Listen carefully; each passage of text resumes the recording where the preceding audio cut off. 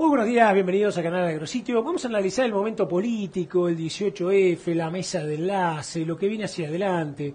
La oposición se prepara, no se prepara, sabe lo que es el campo, algunos datos como empezar a poner algunos referentes, como el caso de Carlos Gareto en el Frente Renovador de Massa. Bueno, para charlar todo esto lo vamos a hacer con alguien que sabe de campo, sabe de política y le gusta y le divierte. Nuestro gran amigo Matías Longoni. ¿Cómo andas, Matías? ¿Qué dice Ricardo? ¿Bien? ¿Todo bien? Bien. Bueno, un gusto tenerte porque además estás en plenas vacaciones y la realidad que un maestro te llamamos y al toque acá firme en el estudio. Así es. Bueno,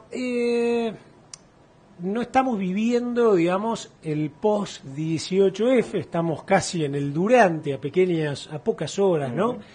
Y un primer fenómeno que creo que muestra el desgaste por ahí del gobierno es esta intolerancia hacia algo que es pacífico, que ellos siempre de alguna manera defendieron, que es la libre expresión de la gente, ¿no?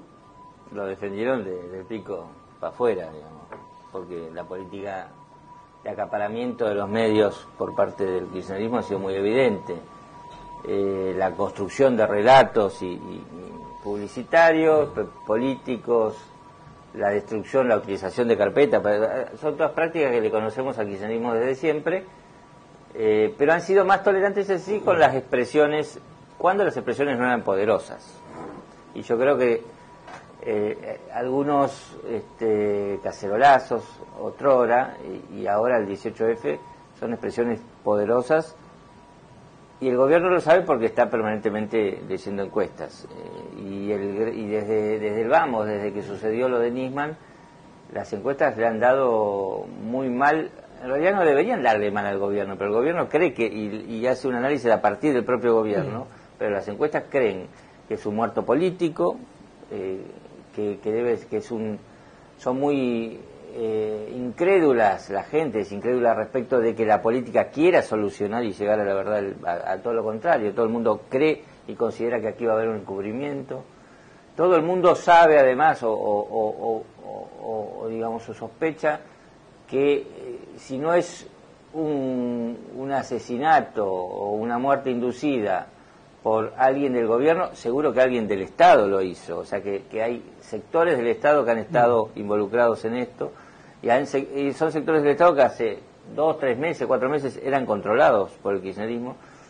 Y entonces me parece que lo que tiene este intento de desacreditar la marcha tiene que ver con un profundo temor de que es una marcha grande. Yo creo que va a ser una marcha grande. Y tiene que ver con lo que venimos hablando durante todos estos años, digamos. 2015 es un año bisagra donde se licúa el poder kirchnerista. Algunos lo veíamos venir antes, yo confieso que lo vi venir muchas veces. Siempre me sentaba, y me equivoqué, porque el kirchnerismo ha demostrado tener capacidad de reacción política y caja, y fortuna y buena suerte como para extender ese momento en que las ratas abandonan el barco.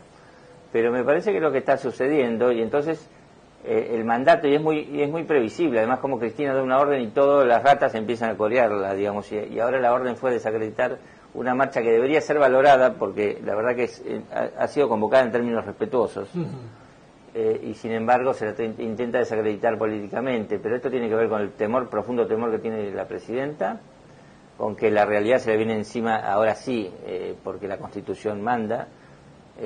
Ya no hay modo de estirarla, y además yo creo que las ratas deben estar, aunque hay muchas que todavía repiten y cumplen con la orden presidencial, deben estar ya mascullando o analizando cómo pegan el salto. Y esto es inevitable porque vienen las PASO, no hay muerto que evite las PASO, y el inicio del proceso electoral es rapidísimo, y no hay tragedia como la que vivió Nisman, como la que vive la sociedad argentina, que detenga este proceso. Y entonces se mezclan las dos situaciones, y me parece que lo que tiene la presidenta es un profundo miedo a lo que suceda, a terminar la historia como el culo, porque a ella le costó mucho, me da la sensación. Yo no soy, todo esto es interpretación libre, no soy ni psicólogo ni nada por el estilo, a ella le costó mucho aceptar el final de la historia. Y cuando tuvo la chance de decir, bueno, que la historia termine, pero más o menos decorosamente, jugó, ahí se equivocó Fulero. Y el otro día pensaba, por ejemplo, que es el primer gobierno desde el reinicio de la democracia que se va peleado con la justicia. Y este es un dato que yo creo que es un dato de un error político fenomenal para Cristina, porque Menem se fue, por supuesto que la corporación judicial, los jueces federales, un año antes, cuando huelen el cambio de poder, empiezan a mostrar gestos de independencia. Pero todos han pactado ciertos rangos, bueno, esta causa la que la dejamos acá, esta otra la callamos. Y me parece que Cristina ha provocado tanto en esto de no irse decorosamente, de no aceptar el final que le toca, que es rarísimo. Además, con el episodio Nisman en el medio, es el primer gobierno democrático, se va peleado con la corporación judicial, y eso puede tener consecuencias muy graves para cómo se escriba la historia a futuro. Pero me parece que son reacciones que tienen que ver con el miedo, básicamente. Decía Matías, cuando uno analiza un poco justamente, ¿no?, en la mente de la presidenta y de los asesores, la continuidad de todo esto, vos podés tener una continuidad y decir, yo, viste, te paso la cinta presidencial, el bastón de mando, le doy a uno, como podía haber sido Scioli, con grandes chances, y pacto con él ciertas cosas. Ahora, si vos ya le querés meter a todo el mundo adentro, ya lo estás costando. Ahora, que viste, y de repente yo me voy a la FAO, me voy a la ONU, engancho un puesto como hizo Bachelet, te vas a algún lugar de ellos, tranquilo, a los 4 años de repente tratás de volver, o sos senadora plenipotenciaria, qué sé yo, viste, ya está en los 60 y pico de años, tranquila, viste, llegás a los 70. Tenés 70 millones de pesos. Jubilate tranquila, algún peso le habrá quedado, ¿no? Entonces, ahora, a mí lo que me impresiona es, uno es muy, qué sé yo, elemental y no lo imagina, o no tiene una arquitectura política, porque imaginar que Randazzo puede hacer algo, parece que imaginar que alguno de los que están ahí, que sea el mismo ¿Quién te asegura que Randazzo o Ribarri no lo vayan a traicionar? Randazzo o Ribarri no son kirchneristas, son peronistas, y se van a poner la camiseta que les toque ponerse, y si es la suya, mejor. Claro. Digo, no tiene arquitectura política, no la ha construido. Ha construido un coro de lealtades. Un aparato de poder. Un aparato de poder muy bien aceitado, muy disciplinado, que ha mostrado bajezas de todo tipo con tal de cumplir las órdenes. La última carta abierta, la de los intelectuales, es patética en términos de que un intelectual que reprima la manifestación popular ya es un ejemplo de un intelectual pusilánime que ha dejado de ser intelectual. Pero, digo, ese aparato de poder, digo, vos decías sus asesores, ella y sus asesores. ¿Quién es su asesor? Antes era Néstor, puede ser el chino Zanini, y no cuente... Su hijo, pero a ver... Aníbal Fernández en alguna cosa. Aníbal Fernández en alguna cosa, y puede ser, pero me da la sensación que esos que decían hace 3, 4 años, a partir de la muerte de Néstor, que Cristina se había encerrado sobre sí misma, tenían toda la razón del mundo. Y los que decían también que Máximo no es ningún ilustre político, también tienen razón. ¿Por qué? Porque el final del político inteligente, no digamos brillante, hubiera sido el que vos sugerís. Retirarse, no retirarse de la política, retirarse del escenario. Claro. Para, digamos, tener un lugar de otro, como fue Alfonsín. Sí, y para eso tenés que arreglar.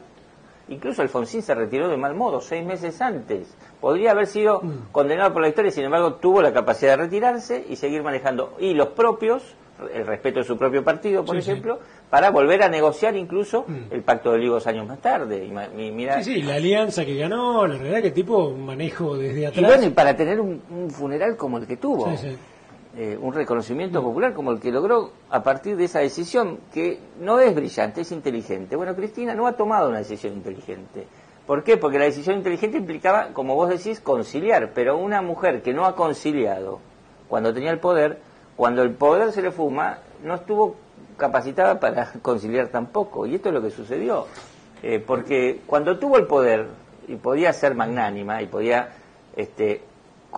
conciliar, no digo con las corporaciones, pero sí con los partidos políticos, o alguna ley en el Congreso que sea arte del consenso y no arte del capricho y la imposición, no lo hizo. Y entonces si alguien cuando tiene el poder no lo hizo, ¿por qué lo va a hacer cuando se le está diluyendo el poder a pasos agigantados? Bueno, ahí está la brillantez de lo político. Y yo insisto, por más que mis amigos kirchneristas se enojen, nuestra presidenta no es inteligente ni es estadista. Está ahí porque se murió el marido. Decime, Matías, ¿cómo ves lo que viene, no? Porque La realidad es que eran como cuatro patas, ¿no? Lo que podríamos llamar Unen, Scioli, Massa, Macri. Unen es como que se va diluyendo, se va conformando, prácticamente el radicalismo es lo fuerte ahí adentro, después el socialismo medio que se va. Scioli, bueno, por lo que hablamos, Scioli solo no llega a ningún lado, Scioli con bronca con la presidenta, o como está ahora tampoco, también como que se va diluyendo, me da la sensación de que se va diluyendo y se desgasta sus posibilidades, ¿no? Te quedan Massa y Macri. ¿Cómo es un poco este escenario? ¿Seguís viendo las cuatro patas? ¿Lo ves así un poco como yo con dos? No, yo veo, a ver, la pata de UNEN va a surgir inevitablemente, pero va a pugnar por lo que pugnó en los últimos años, un 15-20% del electorado. ¿Pero hoy llegará a tener un 15-20? Y dependerá mucho cuánto traccionen los otros candidatos y quién sea el candidato, pero Hermes Wiener hizo una elección muy decorosa y hay un núcleo duro, incluso del propio kirchnerismo, que puede alimentar con votos una variante progresista. Con lo cual, yo creo que está en ese 15% que es testimonial, que le permite tener presencia legislativa, quizás alguna provincia, no es poco importante. Parte del radicalismo va a jugar esa opción, sin duda. Pero me parece que justamente no es una opción de poder. Las opciones de poder son claramente tres, a esta altura. ¿Y Scioli? ¿Vos lo seguís viendo? Son tres y lo incluyo a Scioli. Lo sigo viendo. Y lo veo con mucha fuerza, con mucha potencia, sobre todo porque la mayoría de las ratas van a ir a parar a su abrevadero. La mayoría, porque Scioli sí es inteligente, como fue inteligente para callarse y soportar los cachetazos cuando tuvo que soportarlo, y este es un mérito que a mí no me gusta, me cae pésimo, pero que es un mérito que ha sabido sostener incluso con hidalguía, ha sido humillado con hidalguía. Sí, se le ha bancado perfecto, ha agachado la cabeza. Y digamos, me parece que entonces es la posibilidad de sustento para muchas de las ratas que van a pegar el salto en cualquier momento, que son también poderosas en términos de base electoral, de base, vos me dirás clientelar, yo te diré de cercanía, a veces clientelar, a veces no, pero el peronismo de la provincia de Buenos Aires puede jugar fuerte ahí, siempre juega, tiene algunos porotos que mover también y algunos puntos del electorado. O sea, vos lo ves yendo a las PASO, compitiendo de repente contra Randazzo, contra Ulibarri, ganando y no teniendo más remedio todo el kirchnerismo que alinearse con él. Sí, dejando de llamarse kirchnerismo rápidamente. Volviendo a ser peronista y volviendo a ondular la bandera de Perón y Evita. Pero ahí tenés dos peronismos, ¿no? Porque el peronismo de él, si se lleva mucho del kirchnerismo, se va a llevar los años de Cristina. Y Massa se va a llevar el peronismo de los años de Néstor, que como bien decía vos, fueron años un poquito más de estadista que estos últimos. Mucho más moderados. Es el cuento del kirchnerismo es la cebolla. Eso es lo que digo yo. Empezó, las primeras cáscaras eran Labaña, se fue Labaña, después vinieron los moderados, que no son tan ácidos, que eran Alberto Fernández, podías haber algún otro. Pensé que tuvo hasta Prat Gay, hasta el propio Massa, ahí, y te quedó el corazón duro, amargo, el que hace llorar, y ahí están. Pues es divertido quizás verlo entre el primer kirchnerismo contra el segundo kirchnerismo. Está bueno, ¿no? Porque es como que el primero se va a ir, ya está con Massa. Y ya está con Massa, está broquelado y ya se sabe lo que proponen y ya han gobernado, con lo cual son previsibles y puede ser que buena parte del andamiaje político que hoy está con el gobierno por necesidad, incluso por una cuestión de financiamiento de sus propias gestiones, vaya a parar allí. Yo veo un final abierto en tres hasta último momento. Lo seguís viendo así. Me parece que el que más tiene para ganar, justamente porque los dos kirchnerismos van a competir entre ellos, es Macri, que además tiene para construir un discurso antiperonista, por más que va a colectar mucho de los peronistas. O no peronista, a lo mejor no se juega anti. Sí, en realidad antipartidista, y esto es lo interesante. Me parece que esta descomposición, y que estamos hablando de candidatos y no de partidos, implica una crisis del sistema bipartidista que se está terminando de resolver de algún modo, que andás a ver en qué degenera o qué genera. Estamos hablando del final del peronismo, estamos hablando del final del radicalismo doloroso, pero necesarios. Yo soy peronista, me defino peronista, por supuesto nunca fui kirchnerista, tampoco fui menemista, pero soy de aquellos peronistas que decimos, o pocos peronistas que decimos que el peronismo le está haciendo mal a la Argentina. Más de lo que sería históricamente el ¿Por peronismo qué? Porque, del 45 al 50. No, bueno, pero más allá de lo que soy yo, porque el peronismo, el posperonismo ha servido para justificar todo tipo de atrocidades. Claro. Digo, la historia del primer peronismo fue tan rica y los cambios que produjo en la sociedad fueron tantos que en función de aquella historia estamos permitiendo que Julián Domínguez siga haciendo política, por ejemplo, cuando no se sabe qué piensa. O que Daniel Scioli tenga aspiraciones presidenciales, cuando tampoco se sabe cuáles son los límites de sus dignidades. ¿No? Entonces el peronismo ha justificado cualquier cosa. Ha justificado la privatización del IPF y la reestatización también dolosa para el pueblo argentino. Y esto es lo que me parece que hay que reinventar algo nuevo y el peronismo es un lastre.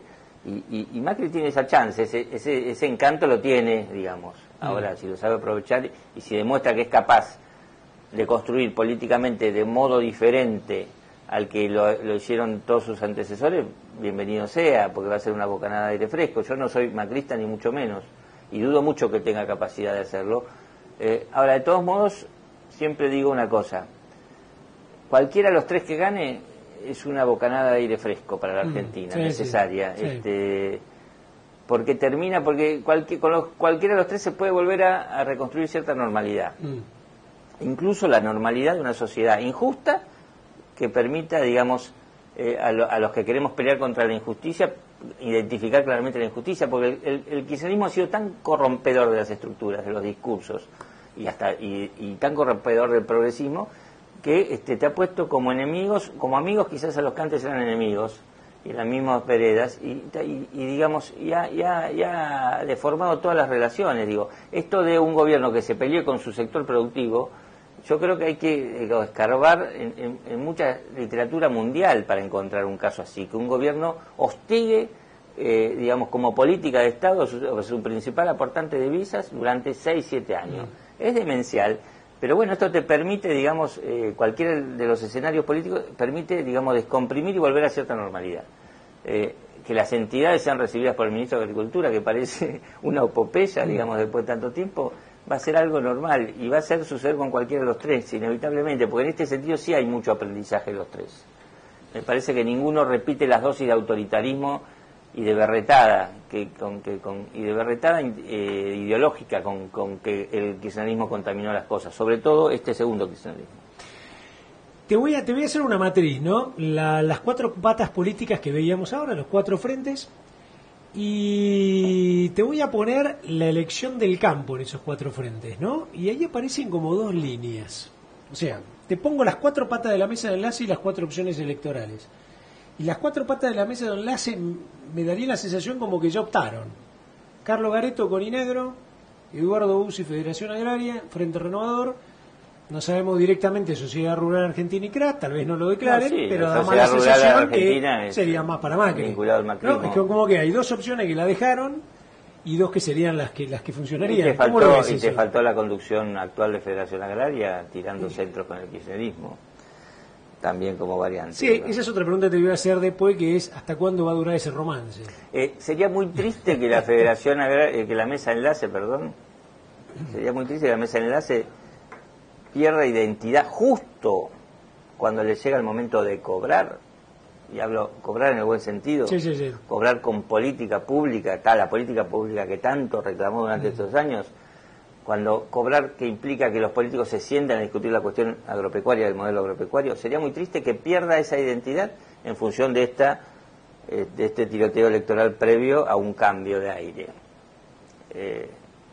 Vos decís con respecto a que por ahí se peleen entre ellos por este acercamiento, si te vas de sacarle 3-4 monedas. Sí, la verdad, digo, parate lejos, mirá el proceso. Bueno, pero igualmente está bueno desde un punto de vista político, ya que vos tenés planes, tenés gente, tenés equipo, acercarte a alguno. Si tu prioridad no es esa, si tu prioridad es esa, la electoral, digo, y deja de ser la mesa de enlace, está malo. Digo, porque la mesa de enlace, más allá de sus fracasos, tiene un valor simbólico enorme.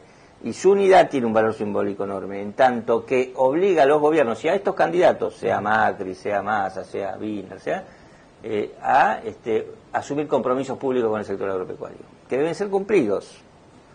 Y entonces, si vos diluís mucho en la rosca política y perdés Claro, ese horizonte, claro, cagaste, porque claro. Como institución no te conviene meterte tanto... que tus dirigentes hagan inscribirte tanto en política, la pero política. no podés dejar que el perfil de la mesa de enlace se descuide justo en este año cuando llega la posibilidad de cobrar. Claro. Cuando fuiste el primer sector que aguantaste mientras todo lo demás eran kirchneristas, Uh-huh. y digo, mientras de Mendiguren te decía oligarca, o mientras Moyano te mandaba a los camioneros a sacarte de las rutas, porque hay que recordar la historia completa. Digo, ahora son los dos opositores, pero antes eran los oficialistas.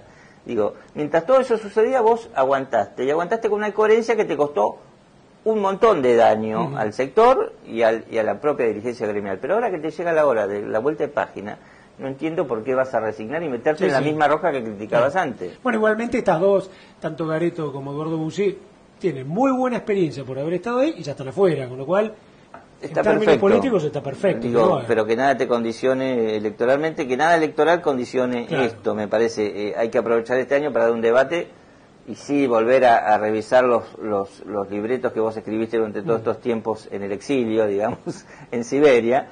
Escribiste mucho, volver a revisarlo, a consensuarlo y a instalárselo a los presidenciables en buenos términos, diciendo, bueno, llegó la hora de que establezcamos una política agropecuaria, es necesaria.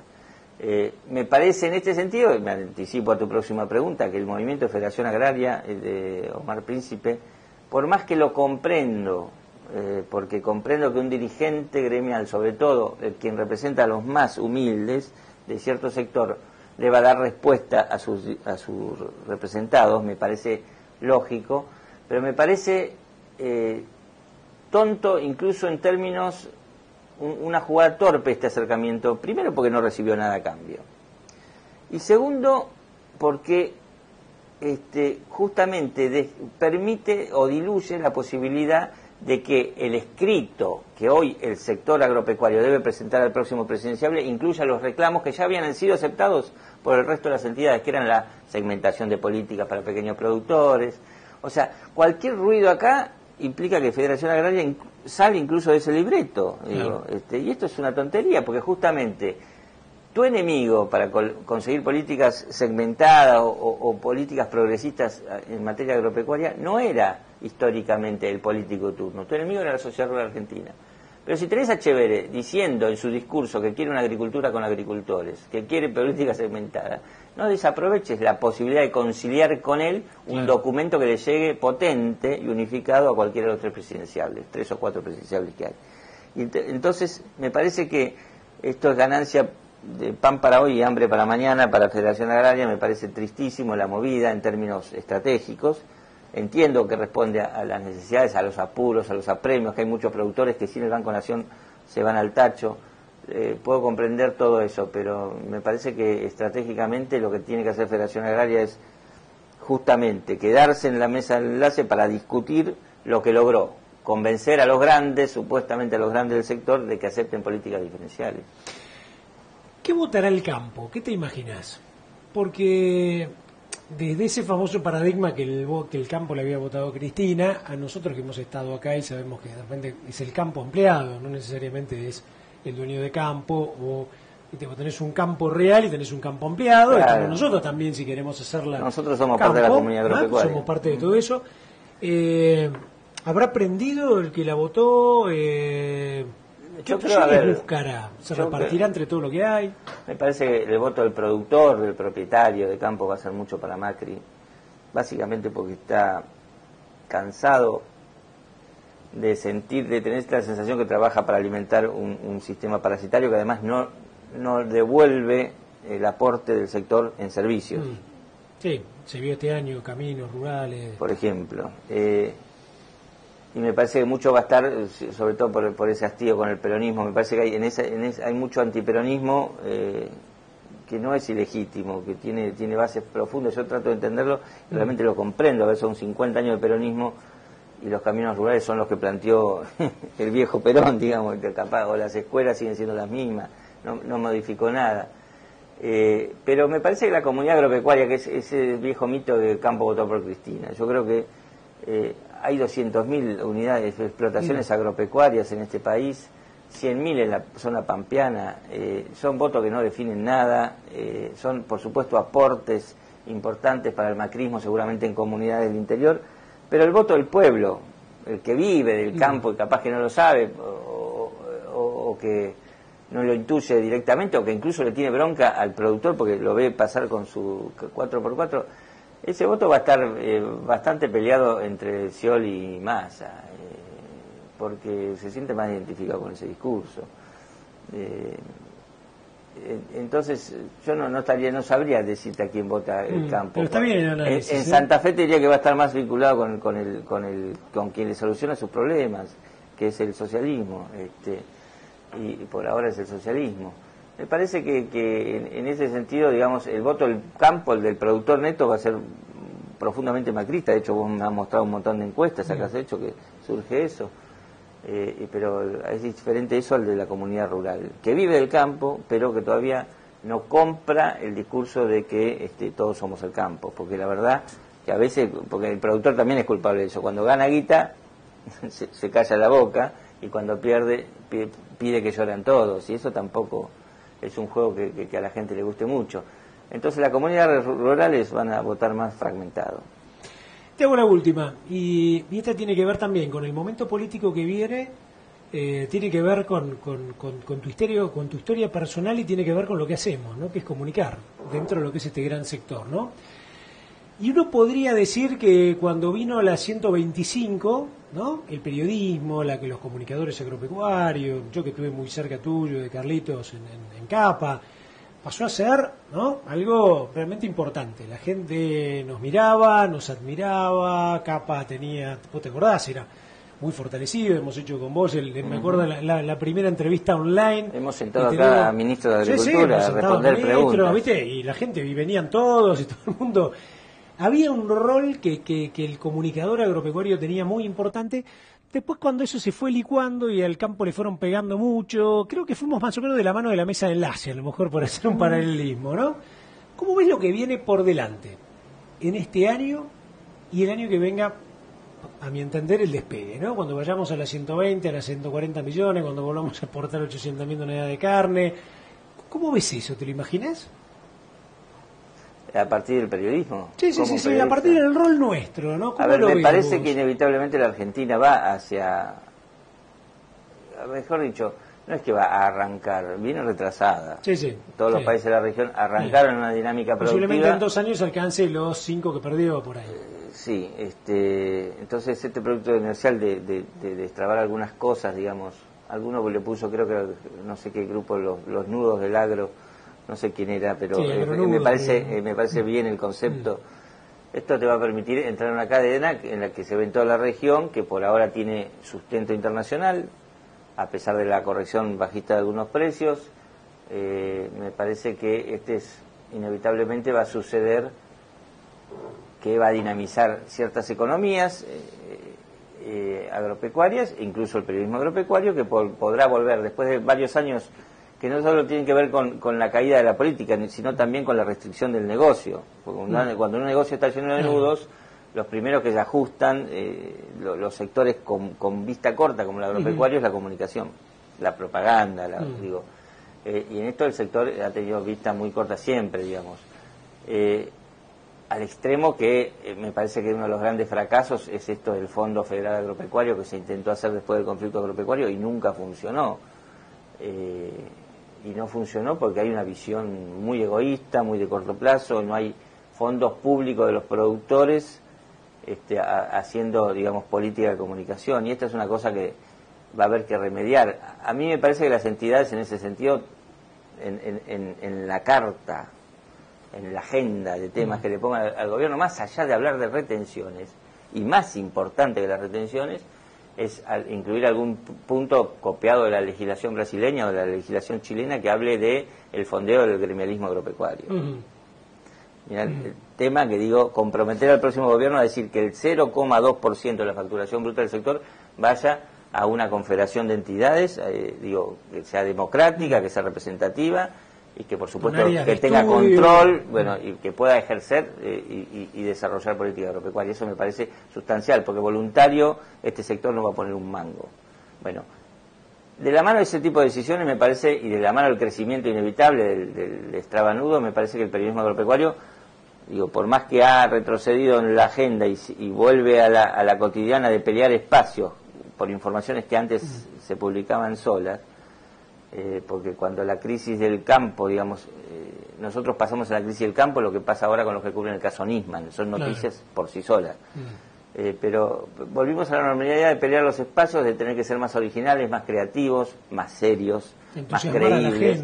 Con lo cual me parece está bueno, porque es un desafío ver que lo que quedó, la camada de periodistas, que te incluye, me incluye, que quedó y que atravesó no solo la crisis de 2008, sino la crisis de la aftosa, un montón de situaciones comunicacionalmente importantes, es hora de que se exprese con mayor profesionalismo, con mayor presencia, con mayor criterio editorial. Me parece que va a ser una buena chance también de discutir esto, me ilusiono con eso. Por supuesto, relegados a las páginas no centrales de los diarios, pero yo creo que cambió algo, digamos, por lo menos yo lo siento en mi trabajo en Clarín. A mí, digo, cualquier cosa que diga se me respeta mucho más que antes. Puede ser que no haya espacio, porque Nisman está ocupando todo el espacio. Bueno, pero eso se entiende. Pero nadie va a estar desatento al tema. Claro. Nadie va a decir Matías dice boludeces, o Matías te trae un chivo, no. Matías está hablando ojo con la soja. Y Matías empieza a escribir también en páginas de un dígito, cuando hace 10 años por ahí escribía en páginas de 2 dígitos. Quiero ¿no? decir que este es un proceso que ha sido constructivo. Digo, vos podés... Estamos en el mismo estado que la mesa enlace. La mesa enlace hizo pum para arriba, perdió capital político paulatinamente, nosotros fuimos perdiendo espacio paulatinamente, pero todavía estamos en una base para que cuando cambien las condiciones políticas poder expresar nuestro potencial. La mesa enlace, poniéndole un documento serio, sólido, generoso a los próximos presidenciables, y nosotros para contar ese proceso. Me parece que es una base de periodista agropecuario interesante, que ya no es el periodismo mercantilista, que es el periodismo que hace esfuerzo de no hablarle tanto a los productores, sino a la comunidad más en general, que es el periodismo que no se pone camisetas, que es capaz de cuestionar por izquierda, por derecha, por el centro, ¿no? Está bueno eso, es un lindo proceso, y además hay plataforma nueva, hay maneras de llegar mucho más fáciles, ha cambiado todo desde que empezamos, con lo cual la verdad que el que no hace buen periodismo es porque no lo quiere, y si el campo no quiere tener un buen periodismo es porque tampoco lo quiere y quiere seguir con la boquita cerrada.